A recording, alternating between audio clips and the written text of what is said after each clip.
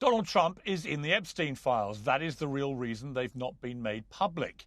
Not my words, but those of Elon Musk at the beginning of his acrimonious departure from the White House. He deleted the post, but Democrats have never forgotten it. And today they released thousands of pages of records that they've subpoenaed from the Epstein estate, including emails to and from the panel, which mentioned Trump by name. In April 2011, 3 years after admitting sex crimes with a minor, Epstein wrote to his convicted accomplice, Ghislaine Maxwell, to say this: "I want you to realise the dog that hasn't barked is Trump." Unnamed victim, the name was redacted, but we now know who that is, spent hours at my house with him. He has never once been mentioned. The White House has just responded to this. It says the unnamed victim is Virginia Giuffre, who has never accused Trump of any wrongdoing at all, and that this has been redacted deliberately to make it seem more incriminating. But there is more. The releases also show Epstein exchanging emails in 2019 with author Michael Wolff, from whom he solicits advice on, quote, crafting an answer for Trump to use if he was asked about Epstein by the media. While discussing Trump's long-held claim that he forced Epstein out of the Mar-a-Lago members club, Epstein says, "Trump says he asked me to resign. I was never a member, ever." Of course, he knew about the girls, as he asked Ghislaine to stop. Well, Ghislaine Maxwell was, of course, convicted of aiding Epstein's sex trafficking. She's the only living person who's been convicted of anything related to this scandal, but she's asking Trump for a pardon and was moved to a lower security prison after saying this. I certainly never witnessed the president in any of, I don't recall ever seeing him in his house, for instance. I actually never saw the president in any type of massage setting. I never witnessed the president in any inappropriate setting in any way. The president was never inappropriate with anybody. In the times that I was with him, he was a gentleman in all respects. Well, to that point, there's no suggestion that Donald Trump broke any law or did anything wrong. Trump will argue it was guilt by association, which is presumably why he backtracked on releasing all of the Epstein files in the first place. And the White House again says it's a Democrat hoax, because Democrats are the ones getting hold of the files and choosing what to selectively release, mostly having not cared very much at all about the story for many years. The response to that, not unreasonably, will be simple: release the files and let people make up their own minds. Well, joining me to discuss all this is criminal defense attorney and Jeffrey Epstein's former lawyer, Alan Dershowitz, the Democrat strategist and host of Endless Urgency, Mike Nellis, the New York Times best-selling author and host of The Edge, Eric Bolling, and the host of Bet News, Marc Lamont Hill. Welcome to all of you. Alan Dershowitz, let me just start with you, because you're obviously been very involved in this whole thing from start to finish and used to represent Epstein. Obviously, it's been leaked here, I would argue, I have some sympathy with the White House, in a way that makes it look as damning as possible. However, and I think it's an important however, it is certainly, on the face of it, it is stuff that if I was the White House, I'd be pretty concerned. Sure, because there's guilt by accusation in the country today. If you're accused, you must be guilty. If you're suspected, if there's smoke, there's fire. I can provide some actual eyewitness testimony. I was Epstein's lawyer. I was trying to make him the best possible deal I could make. That's my job. That's what I'm supposed to do. And among the questions I asked him, as any lawyer would, is, can you name people who may have had improper sexual relationships with anybody? And if we can turn those people over to the government, we can maybe get you a better deal. And then I went through a variety of names, including Donald Trump. And Jeffrey Epstein said, no, Trump didn't do anything wrong. I can't say anything about him that would be helpful to the government, even if the government wanted to get him. So I put that question to him. Now, I put it to him well before this email of 2011. I put it to him in 2006 and 7 when I was representing him. But I never, in the years that I represented him, ever heard him saying that Trump was involved in any improper conduct. He did say, I know that for a fact, that he and Trump had a friendship, and that friendship broke up, and, you know, that whole story.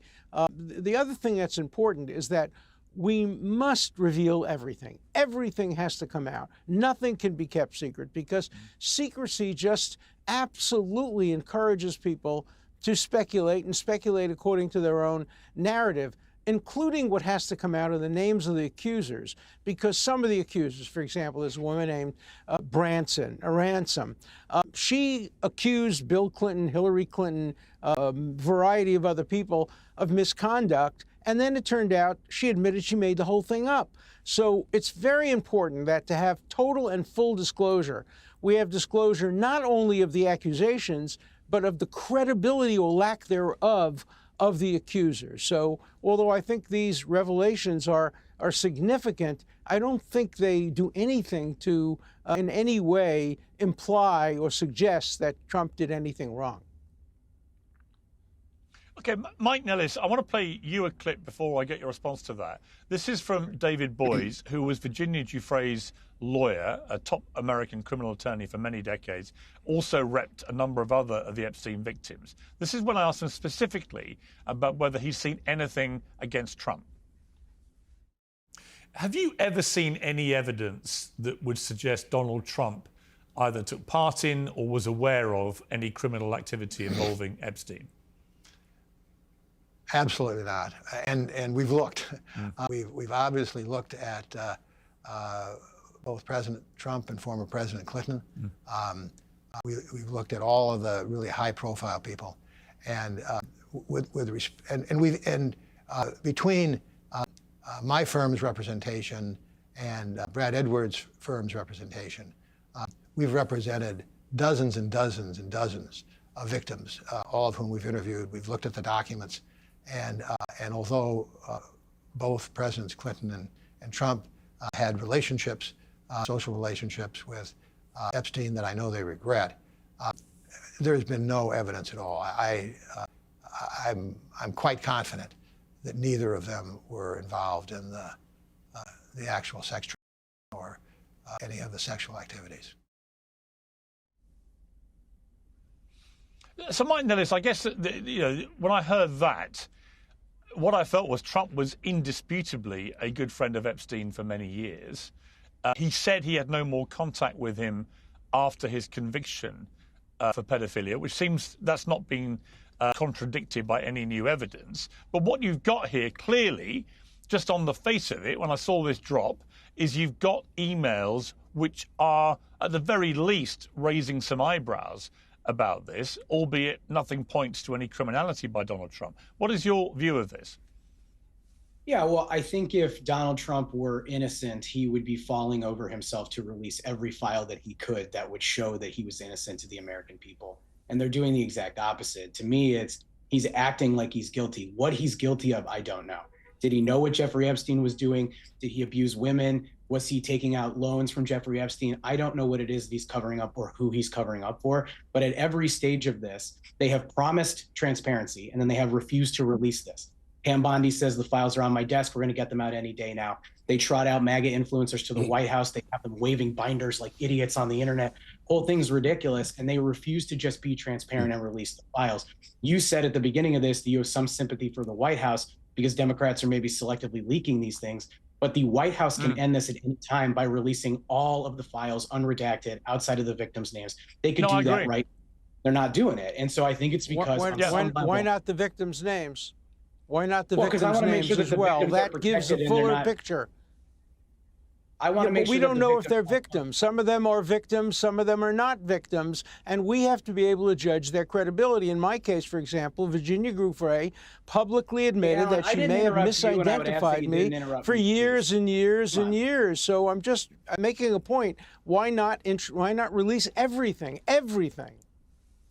Alan, one, I would ask that you don't interrupt me. I won't interrupt you if you do the same. But look, the bottom line here is that Donald Trump has the power to end this scandal right now by releasing the information, and then we can hold everybody accountable, Democrat, Republican, everybody in between. But right now, this White House exists to protect the rich and the powerful, and they are protecting people whose names are in there. Maybe Donald Trump is guilty, maybe he's not. I don't know. These emails today sure make him look guilty as hell, but they refuse to do the right thing and just release these files. They could end this at any time. Okay, Marc Lamont Hill, the question I have, hang on a second. The question I have, Marc Lamont Hill, is if there was a smoking gun about Donald Trump, which actually pointed to criminal actions by him, then surely the Democrats who had these files and had all the access, they would have released this before to stop Donald Trump getting re-elected. That's always been my presumption. It's like there couldn't have been a more incendiary political weapon if they'd wanted to use it, but they didn't, which suggests to me there isn't a smoking gun in there. And this drip, drip, drip stuff is very, entertaining for the media, gets us all going. It all looks a little bit, what's all this? It doesn't really change the bigger picture of, is there any evidence of any criminality? I don't necessarily see it that way. First, don't underestimate Democrats' ability to lose elections and to have bad strategy. That's the first thing. Second thing is, it is entirely possible that there is a smoking gun buried in there. And my fear is not that there isn't a smoking gun, but that there's also a smoking gun that implicates a bunch of Democrats. The issue here that you have to think about, potentially, is that Donald Trump is guilty of something. But so is, I'm just going to throw a name out there, Bill Clinton, because his name has been bandied about a bunch, and a whole bunch of other folk. And sometimes the powerful protect the powerful, not because they like each other or because they care about each other, but because it's a mutual assured destruction. I think that's why, and it's a rare day, but I agree with Alan Dershowitz that we need full transparency. We need all the documents released. We need all the information released, and let the American people make determinations about what's true and what's not true so that we don't have to do this drip, drip, drip stuff. And then finally, the one place where I would disagree with Alan is when he says that there's no even implication here that the president did something wrong. I mean, when he says, and I'm going to redact the name because he redacted the name, victim spent hours at my house with Trump, he has never once been mentioned, and referred to him as the dog that hasn't barked, and then said, Trump said he asked me, of course he knew about the girls, as he asked Maxwell to stop, or asked Ghislaine to stop. These are things that do imply that something bad happened. These are words that imply that he was somehow complicit. But it doesn't mean he did something sexual. It doesn't mean that he did something illegal necessarily. I don't want to overstate anything here. We have to be careful when we start accusing people of things. But there absolutely is something that needs to be explained, and the best way to explain it is full transparency. Yeah, but Eric Bolling, the really weird thing about this is that everyone on the Trump side in the run-up to the election were very, very gung-ho about, we're going to release all the Epstein files. We're going to have full transparency. I remember all this. And then two things happened, which were just weird. Elon Musk, who fell out with Trump, suddenly out of nowhere, posts on his own platform, X, the real reason they're not being released is because Trump's in the files.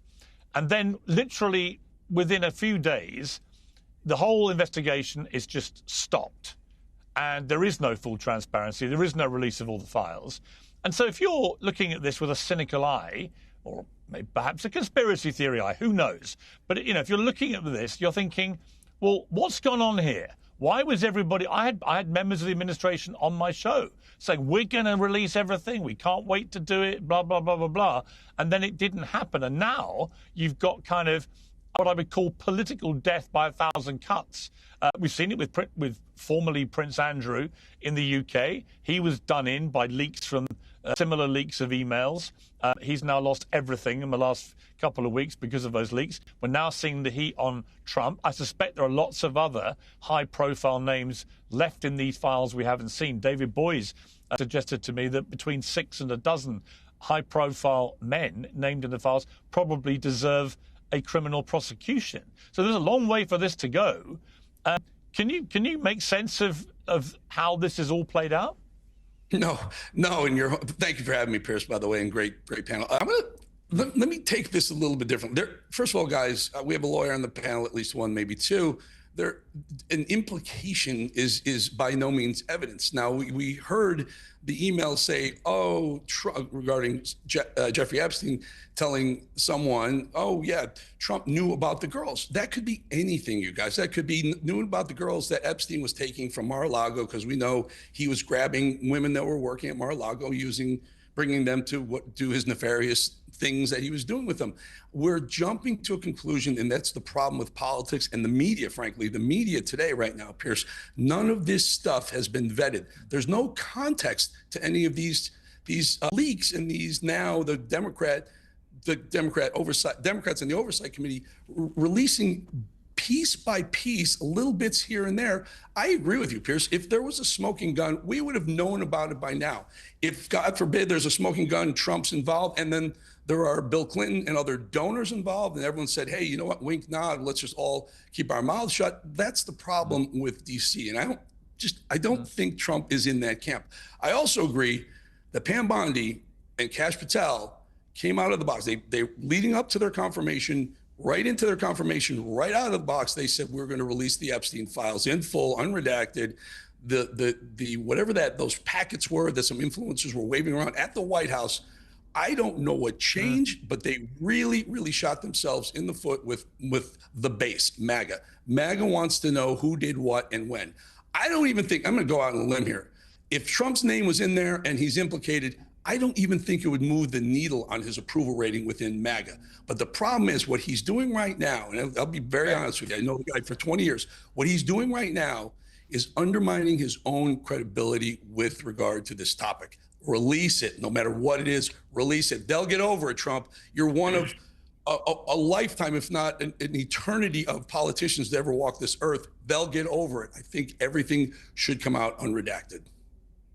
Here's, can I add something it's real quick? interesting. I very rarely, I was going to say, Mike, I will let you respond, but it's very unusual to have all four panel members agreeing about the fundamental point, which is, I think we all believe the best way for this to be dealt with is to release all the files. What do you want to say, Mike? Back to Eric. Yeah, well, I want to add something that this White House and Donald Trump are making an intentional political decision. They've decided that this not knowing, this drip, drip, drip by the Democrats, this conversation about what Trump may or may not have done is better for them politically than just releasing all the files. So they've decided with great intentionality here that they'd rather keep something hidden, keep a conspiracy out there than just show people whatever the truth is. Again, I don't know what Donald Trump is guilty of or not guilty of, but I do know that they're hiding this, and they've decided that this is politically better for them. There's a very good chance it could be that they're going to wait. Let me come to, hang on. Sorry, don't all talk at once. I want to bring Alan, I want to bring you in to respond to that, but I do want to just remind us of what Virginia Giuffre says in her book, which is a #1 bestseller right now, obviously released posthumously after she so sadly took her life.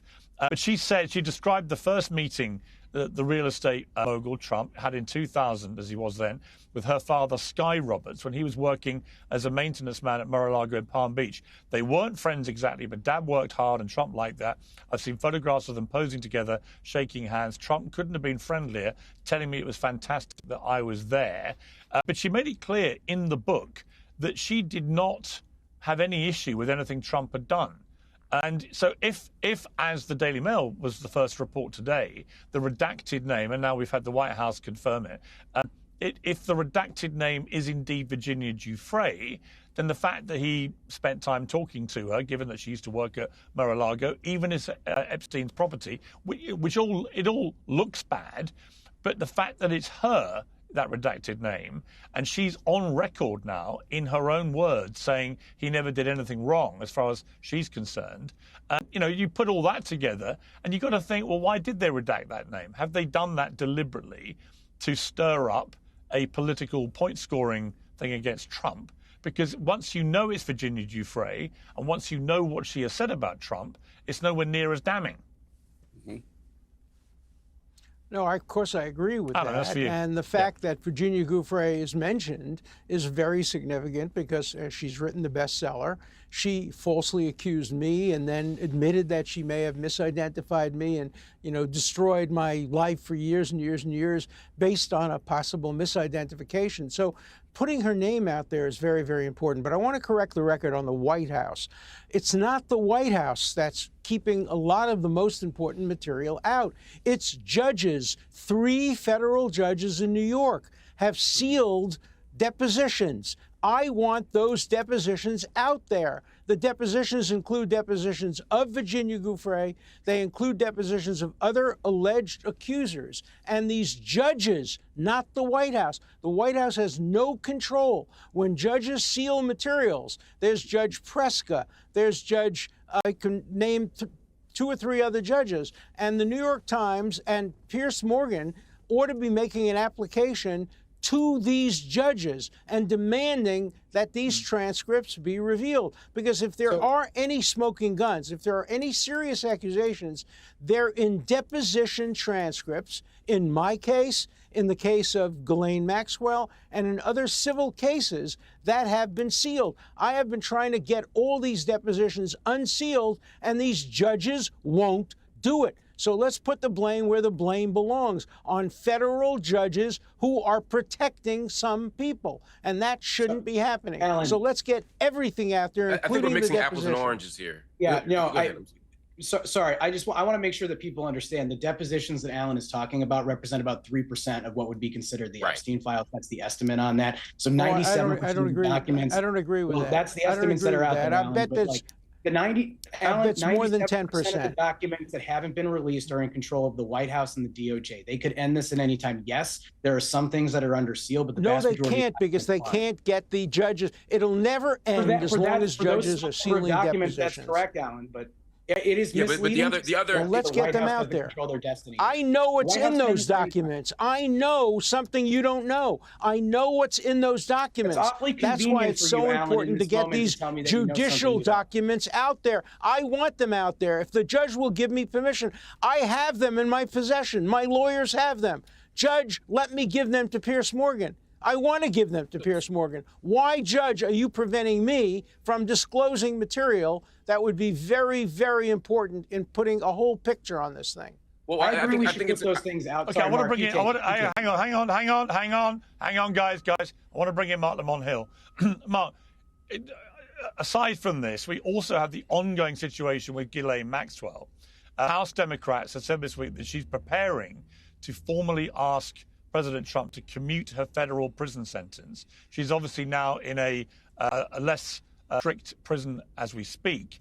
She told the Deputy Attorney General Todd Blanche in an interview earlier this year that she never witnessed the president in any inappropriate setting in any way and didn't ever recall seeing Trump at Epstein's house, although she had seen him at social settings. What's interesting about that, I think, is that these emails seem to suggest that she must have known Trump had been at Epstein's house because Epstein's emailing her about it. So rather like with Andrew, the artist formerly known as Prince, although he's not an artist, rather like him, they're being damned in a way by these email leaks contradicting their public statements. And then if you think, well, if she's lying about that, if she's lying about knowing that Trump had been at Epstein's house, which seems to be the case, what else is she lying about? And obviously, she has a vested interest in saying whatever it takes to get Trump to commute her sentence. So all of that is going on as well. Yeah, I mean, if I were sitting in a prison and Donald Trump were the person who could get me out, I would say that I saw the JFK assassination. I mean, like, it doesn't matter what the thing is if I need someone to get out. Credibility is shot from Maxwell, but not just for her. And I think that's what makes this so messy. And to beat the dead horse, that's why we need all the information released. Donald Trump says that he and Epstein fell out over competing, interests in a property. Next thing you know, it's because he was poaching people from Mar-a-Lago. The stories change. An email says that she knew that she had no knowledge of Donald Trump's actions. Later on, it's like, oh, she definitely knew. I don't know who to believe. I don't know what to believe when it comes to these people involved in this scandal, because all of them seem to be saying contradictory things, and that's the danger. But I can guarantee you one thing: her tune will not change if she's up for a commutation, because that's just human nature. That's just common sense. You know what's interesting, Eric? I'm just checking here some background information we had before we did this panel. In a 2016 deposition for a civil case, Virginia Giuffre was asked if she believed Donald Trump had witnessed the sexual abuse of minors in Epstein's home. She said, "I don't think Donald Trump participated in anything. I never saw or witnessed Donald Trump participate in those acts, but he was in the house of Jeffrey Epstein." Then she added, "I've heard he has been, but I haven't seen him myself, so I don't know." Now, again, the significance of that, which is 9 years ago, is that clearly from the Epstein leaked emails today, he's talking about seeing Virginia Giuffre in his house with Donald Trump for a number of hours, which would contradict her statement there, made 5 years after that email was sent, saying, "I haven't seen him myself, so I don't know." So again, what we're seeing is a kind of, through these leaks, because they're coming selectively, we're just seeing a lot of stuff that's been said publicly by everybody involved, seemingly, getting contradicted by the leaks. But we don't have all the leaks, we don't have all the information, and it's quite hard to work out proper context for this stuff. Piers, in the sad part is being this far removed from when the actual nefarious operations, things were going on in the island and also in Manhattan, et cetera, around the world. We're looking back, and now all of a sudden, any sort of crossing paths with Jeffrey Epstein is some sort of guilt or an indictment of Trump or anyone else. Let's not forget, Bill Gates was at many high-level celebrities were at this island. Did they participate in the sexual rape, the pedophilia going on? No one knows. But certainly because they've crossed paths or Epstein casually mentioned someone's name in an email that, yeah, that guy knew what was, doesn't indict them, doesn't make them guilty of it. And what's happening is now the Democrats are releasing this the way they are. And frankly, the way the Trump administration handled the original, we're going to release and then pulled back, is creating this media circus around it. Clearly, it's a media. Epstein has massive appeal to the consumer, to the news consumer and the political consumer. I just don't think it's going to have a political influence the way the way I believe the Democrats think it will. My guess is there may be some sort of smoking gun with Trump, but it also will incorporate some high-level donors on both sides, maybe some friends of Trump, certainly some friends of Biden, or it would have come out during the Biden administration, and everyone's staying quiet. And once again, the American people get screwed. We get completely blindsided by the swamp and the disgusting shit that goes on. You know what's even bigger than this that no one's talking about? The $100 or $200 million that congressional members and senators have paid victims of their own sexual abuse. Yet we're worried about whether Donald Trump knew or didn't know what was going on at the Epstein mansion when it was going on. At this point, who the hell really cares? Well, I got to say, I care, actually, and I've known Donald Trump a long time. I like him personally. He's been a friend of mine, but I care. I care because 2,000 young women and many underage girls were abused by a lot of rich, powerful people, and we still have only had one person held accountable for that, and it was Ghislaine Maxwell, a woman. Right, so no man has ever been held properly accountable. Epstein cheated accountability by, I believe, taking his life. Others think otherwise, but I think he probably did. I don't mean, Alan, what I want to bring to you to belittle the victims. So I'm not belittling the victims. I agree that anyone who's known to have participated in this as a man, or anyone who facilitated the abuse, the pedophilia, Ghislaine Maxwell and others, should be held accountable, should be in jail. I absolutely agree. I meant for Trump politically, release the stuff. Let people know. Alan, I want to bring in another sort of twist to this, which is the involvement of Michael Wolff, the author, who's written, of course, a number of best-selling books about Donald Trump. He's in this new batch of leaked emails. It's kind of fascinating. I mean, it's no secret that he has, I think, over 100 hours of tape of interviews with Epstein. He's talked publicly about that. But in an email from January 2019, Epstein writes to Michael Wolff about Donald Trump. Of course, he knew about the girls, as he asked Ghislaine to stop. So we've had that. Now, that's during Trump's first term, 7 months before Epstein takes his life. Epstein wrote to Wolff, apparently, to address Trump's claim that he asked Epstein to resign his membership. He claims in these emails that he hadn't done. The White House says Trump barred him from Mar-a-Lago for being a creep and for stealing employees to go and work for him, and it turned out abuse some of them. In a third email, Wolff wrote to Epstein with the subject line, "Heads up." This is December the 15th, 2015. That's the day of a CNN Republican primary debate. Wolff says, "I hear CNN planning to ask Trump tonight about his relationship with you, either on air or in the scrum afterwards." Epstein responds, "If we were able to craft an answer for him, what do you think it should be?" To which Wolff replies, "I think you should let him hang himself. If he says he hasn't been on the plane or to the house, then that gives you a valuable PR and political currency. You can hang him in a way that potentially generates a positive benefit for you, or if it really looks like he could win, you could save him generating a debt. Of course, it's possible that when asked, he'll say Jeffrey's a great guy and has gotten a raw deal as a victim of political correctness, which is to be outlawed in a Trump regime." Now, lots to unpack there, but my reading of this Why is Epstein saying if we're able to craft an answer for him, what do you think it should be?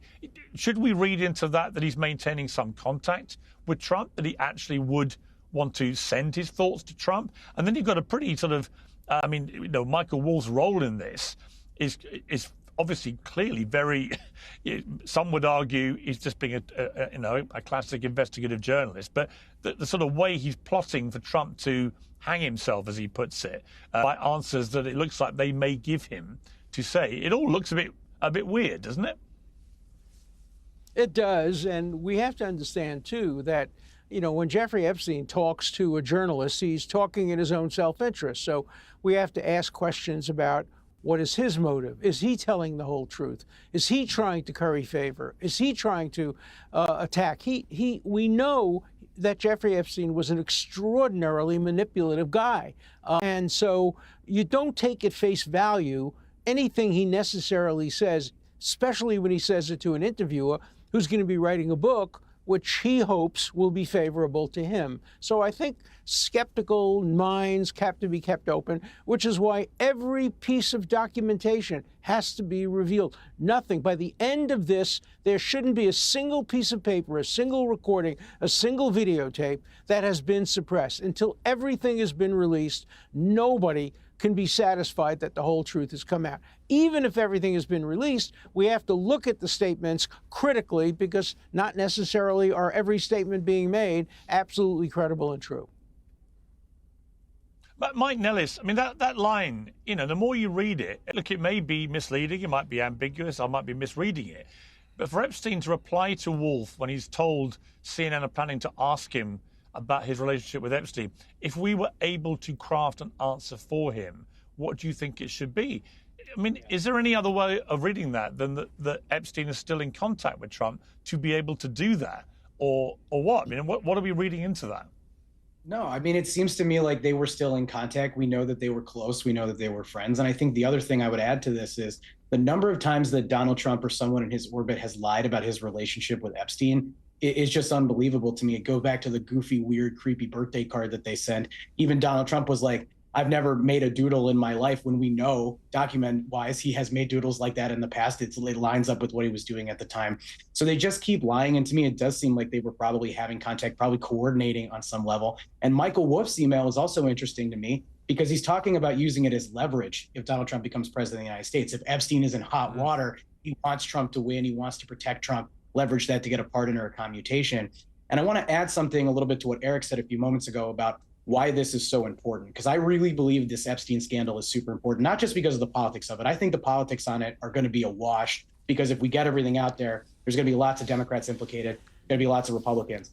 But we're in this situation where a lot of people do not believe that the federal government is going to take care of people, and that this government right now under Trump is a protection racket for billionaires and incredibly wealthy and powerful people. So we need to make sure that all these documents get out there, that these people are exposed, that people are held accountable, and they get some justice for these victims. I think that's incredibly important, regardless of the partisan politics of it.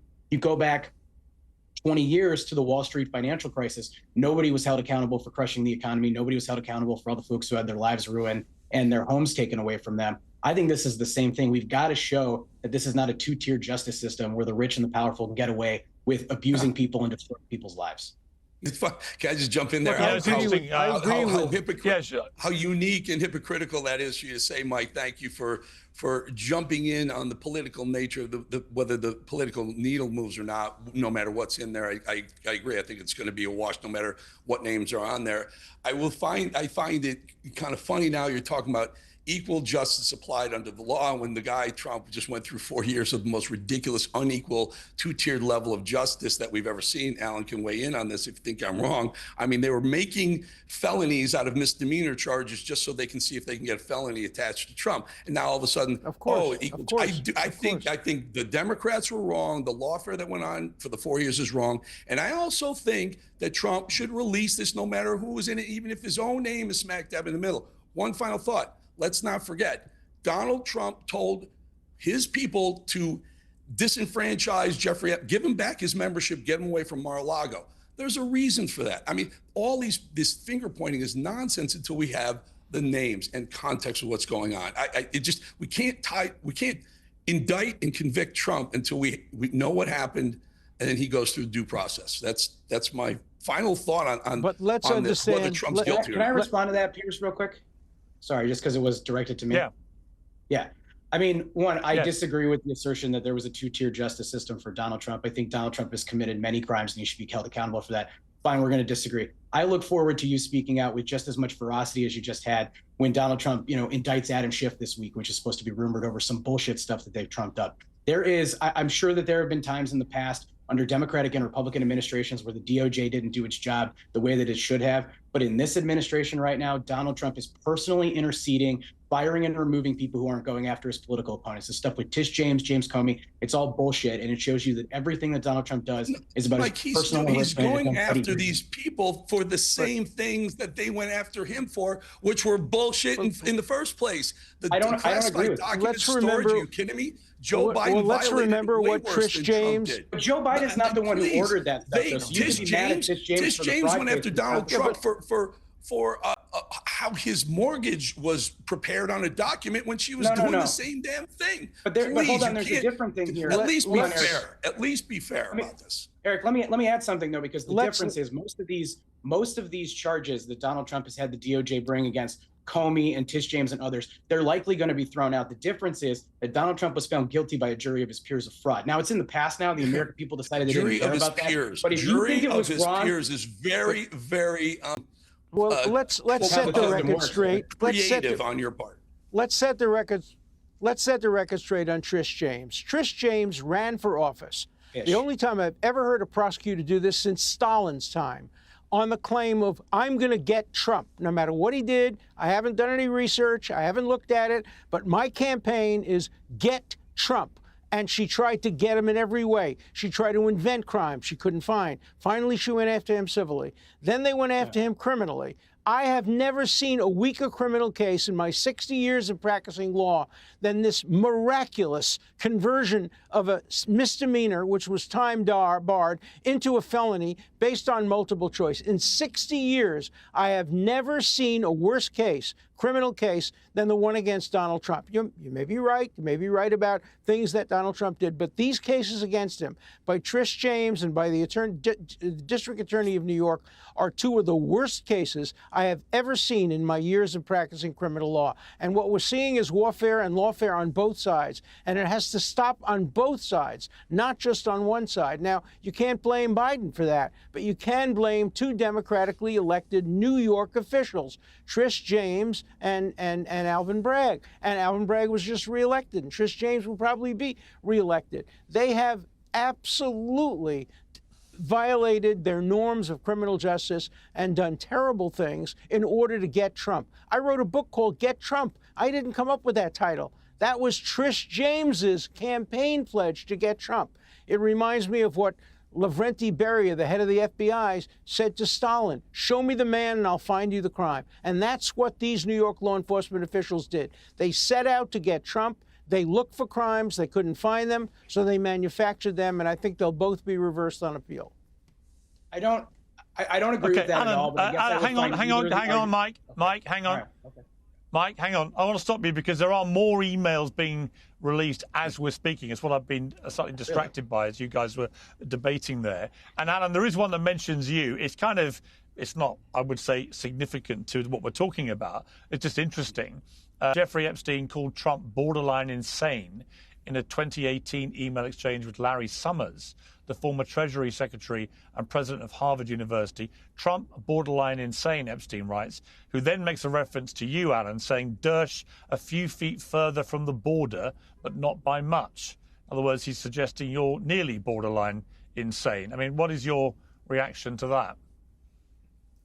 Well, at that point, Epstein and I were enemies. Obviously, he thought I had made him a terrible deal, that sweetheart deal. He refused to pay me my legal fee. I threatened to sue him. I was not in a good relationship with him, and I terminated any kind of relationship. I had an academic relationship with him primarily. I went to a lot of his seminars. I spoke at one of his seminars. But as soon as he was arrested and charged. And as soon as I saw the evidence, I no longer went to any of those seminars. And, Epstein was furious at me. So I've never seen that email, but I can easily imagine that him thinking that I'm a little bit kooky, but I'll let the public decide my mental status. It's interesting. Again, there's another email I want to read to the rest of the panel in a moment, but the veracity of Ghislaine Maxwell's testimony is now coming under a lot of heat today following the release of these emails. Yashar Ali, who's a very prominent poster on X, has just posted the exchange about the dog not barking and says, the email that's most newsworthy in my mind, and Mike, I'll come to you for this, is the one that Epstein sent to Ghislaine Maxwell in 2011. This was years before Trump ran for office. It appears that Ghislaine Maxwell lied to DOJ officials during her meeting with them a couple of months ago. And that's the inference being that she knew a lot more than she let on. I do think there's a lot of stuff here coming out which is contradicting, again, and again, I reference the Andrew scandal back in the UK, because he was eventually done in several weeks ago because new emails emerged that contradicted his public statements and those made by his ex-wife, Sarah Ferguson, that they had cut all contact with Epstein. It turned out they hadn't at all. And the interesting thing about this, there is so much more to come. One email that we've just had published, Carl Griffin, a reputable producer, has posted an email from a former Obama counsel, Kathy Rumler, in which Epstein says, "You see, I know how dirty Donald is. My guess is that non-lawyers, New York business people, have no idea what it is to have your fixer flip." That seems to be a reference to Michael Cohen, Trump's former fixer, flipping on him, obviously, and about business dealings. The dirty Donald phrase is going viral already. It's all getting very, very messy, this. And like I said at the start, it is a kind of political death by a thousand cuts. And everyone involved is getting somebody mentioned Watergate earlier. I happened to be at the Richard Nixon Presidential Library Museum on Monday night doing an event for my book, Woke is Dead. And, it reminded me that in the Nixon scandal, it took a long time for that to unravel. It took several years before the original Washington Post stuff was really laid bare for everyone to understand how big it was, and then all the repercussions. And here, we many years into this scandal, and yet it seems to me the scandal is burning ever more ferociously, and I think this is going to get a lot bigger. Yeah, it's going to get worse before it gets better. And I think a lot like Watergate, it's going to be death by a thousand cuts because the cover up is worse than the crime, although the crimes here are pretty terrible. So this might be the one time that that's not the case. But again, we don't know what Donald Trump has done, but we know he's covering up something either for himself or for other people. You brought up the Ghislaine Maxwell email. I agree. She's very likely contradicting what she said at the DOJ earlier this year, which, by the way, is because they're dangling a pardon or a commutation in front of her. And also because they moved her into a minimum security prison that she should not be in with the crimes that she has committed. So it is about how Donald Trump uses power. Again, this White House exists as a protection racket for wealthy and powerful people. Donald Trump has pardoned an unbelievable number of people this year. He has abused his pardon power. And by the way, before somebody jumps in, other presidents, including Joe Biden, have also abused their pardon power. And I think that it's wrong because I know somebody's going to say something about that. But Donald Trump has pardoned cop beaters, he has pardoned drug dealers, he has pardoned other sexual abusers. He's dangled this pardon in front of Ghislaine Maxwell. So did Clinton, so did Biden. I already addressed that. Mike, do you honestly believe? Jeffrey Epstein committed suicide in prison in 2019. Did he? So we've had the full extent of the Biden administration to dig into this, to find out. They had the Department of Justice had everything that the Trump Department of Justice has. And you're going to tell me now that somehow Biden either missed it or decided not to release Donald Trump, damning evidence on Donald Trump as he's about to become reelected, when all they wanted to do was make sure he wasn't reelected. If there was a smoking gun with Donald Trump's name on it, I'm positive we would have seen it before the 2024 election. I would bet one of my last dollars on that at least. Why is he holding it out? Maybe he's playing a political game with the other side, like play this cat and mouse game with them, and finally maybe at midterms go, what, you want it? Okay, here it is. Democrats see nothing there except Bill Clinton, Bill Gates, Larry Summers, and whomever else is on the list that actually participated. What is fascinating? What is fascinating, Marc Lamont Hill? Marc, I'll come to you, Marc. You're muted there. I don't know if you've hit the wrong button, but just to come to you, The interesting thing to me, just in that latest email I mentioned, it's an email exchange in 2018 with Larry Summers. This is a former Treasury Secretary, president of Harvard University, who is still in email contact with a convicted. I mean, that alone, right? Under normal circumstances, you go, well, hang on, what's Larry Summers doing, emailing with Jeffrey Epstein so many years after his conviction? So, I've always taken a view with this, that there are people who could claim plausible deniability if they disowned Epstein from the moment of his conviction. But if you carried on consorting with him afterwards, then I think all that plausibility disappears very quickly. You know what he is. Very much so. Unless your legal counsel, there's not a really good reason to hang around Jeffrey Epstein. And I think that speaks, though, to Eric's question, right, or assertion, which is that if there were a smoking gun, the Biden administration would have used it. The Harris administration would have used it. The Democrats would have used any tool they had to get Donald Trump out of office. I think you're right about that. If, and this is a huge if, though, Eric, if the only smoking gun is one that implicates Donald Trump. But as we said earlier, it's the most likely scenario, quite frankly, is that they're all guilty. Is that a whole bunch of people who are rich and powerful, who are red and blue, Democrat and Republican, all did a bunch of really crazy stuff, and it's mutually assured destruction. It's not that Biden was holding back because he loves Donald Trump or because he was scared to play that card. It's that playing that card would implicate a whole bunch of people who donate to his campaign. It implicates a whole bunch of people who support him and who have power that operates outside of the government. Sometimes I tease or make fun of, really, the conspiracy theorists on the right and the left, but sometimes they're not wrong. Sometimes it's kind of what it looks like. And so I think that's the most likely outcome, is that there's a bunch of powerful people who did a bunch of foul shit, and they're doing everything they can to cover themselves at every turn. You know what, though? Sometimes and it may be. Well, hang on, Eric, hang on one second. I mean, to that point, it may well be that as Trump got informed, I don't know, or the White House or somebody got informed of all the other high-profile names in there, there are also prominent donors to the Republican Party, for example. I know from David Boies, the criminal lawyer, that he says there are maybe half a dozen, maybe more, high-profile names in there who should warrant criminal prosecution. And who are they? Why is anyone wanting to protect them?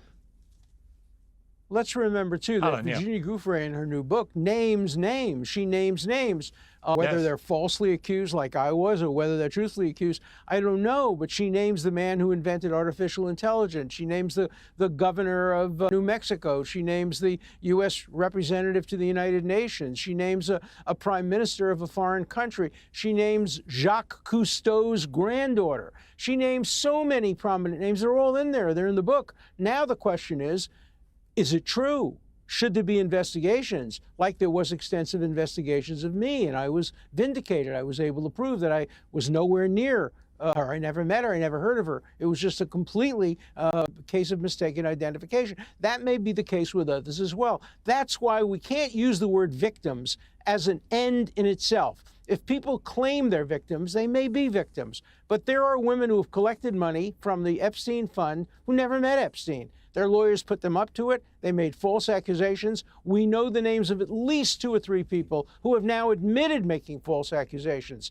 So let's reveal every name. Let's investigate everything. Let's find out who the true victims are, who the false victims are, who the perpetrators are. There are multiple perpetrators and multiple victims. Let's get at the truth.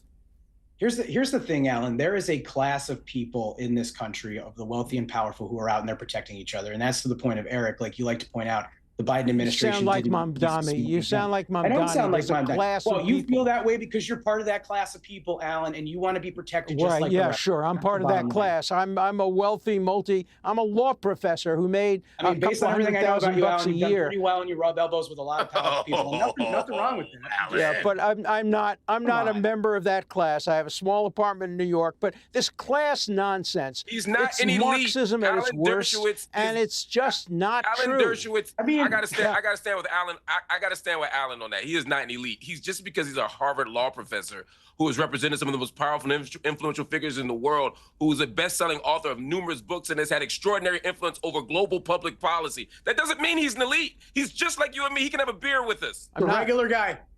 Just a regular guy, Alan. I'm a regular guy.